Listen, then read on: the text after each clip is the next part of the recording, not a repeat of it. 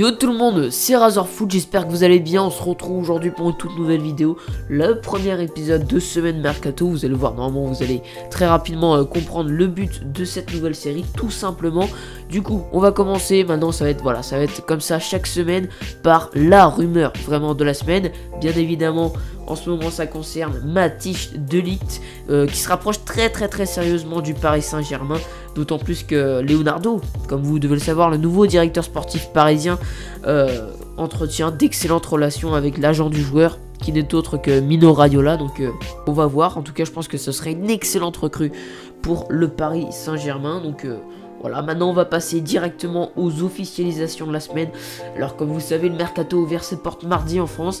Et plusieurs clubs n'ont pas tardé à officialiser leur première recrue, notamment le FC Metz. En effet, le récent promu s'est renforcé, notamment défensivement avec les signatures de Fabien Santonze en provenance du Racing Club de Lens. L'arrière droit de 23 ans a paraphé un contrat de 5 ans.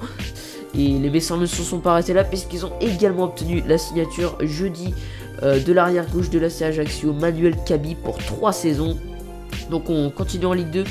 Où Lens vient également de se renforcer avec une 5e recrue déjà pour les 100 et or, en la personne de Tony Mauricio. Il vient de Valenciennes, c'est un milieu droit qui a 25 ans et il a signé pour 4 ans dans le Nord. Tout à l'heure on a parlé des promus, mais il faut aussi parler des relégués, notamment l'En-Avant Guingamp qui s'attend à perdre beaucoup de cadres cet été, notamment Pedro Rebocho. Et bah les Costarricains ils perdent pas de temps, ils ont déjà trouvé son successeur en la personne de Morgan Poati, qui s'engage pour 3 saisons en Côte d'Armor. C'est vrai que c'est un joueur qui a jamais vraiment réussi à s'imposer à Montpellier, et je pense qu'en Ligue 2 il peut vraiment faire quelque chose de bien.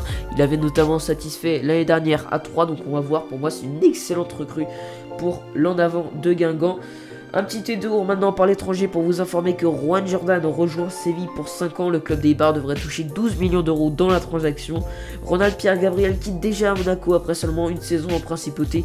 Il s'engage à Mayence pour les 5 prochaines années. Les Monégasques devraient toucher 6 millions d'euros dans l'opération. On poursuit avec le transfert de la semaine. Il s'agit bien évidemment du départ de Ferland Mendy, qui quitte l'Olympique Lyonnais pour le Real de Madrid. Un transfert estimé à 48 millions d'euros. Donc l'arrière gauche de 24 ans s'engage avec les Merengues pour 6 saisons. Retour en France et en Ligue 1 où Reims a officialisé sa première recrue en la personne de Mounetzi Marshall.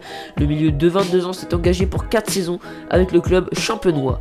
À Lyon, avec l'incertitude clairement qui plane autour d'Anthony Lopez, les Gones ont recruté Cyprien Tatarusanu pour 3 saisons. Le gardien de 33 ans était en fin de contrat avec le Football Club de Nantes. Toujours à l'OL, le club a également officialisé le départ de Christophe Martins-Pereira vers le Young Boys Bern. Pas facile à prononcer, contre une somme de 2 millions d'euros. Le milieu luxembourgeois avait seulement 22 ans et faisait partie des futures pépites de l'Olympique Lyonnais. Malheureusement, il n'a jamais pu s'imposer à l'Olympique Lyonnais, dû notamment à une forte concurrence. En tout cas, j'espère que ce premier épisode vous aura plu. Si c'est le cas, n'hésitez pas à me le dire dans l'espace commentaire comme d'habitude et à vous abonner à ma chaîne YouTube Razorfoot. Allez, ciao tout le monde!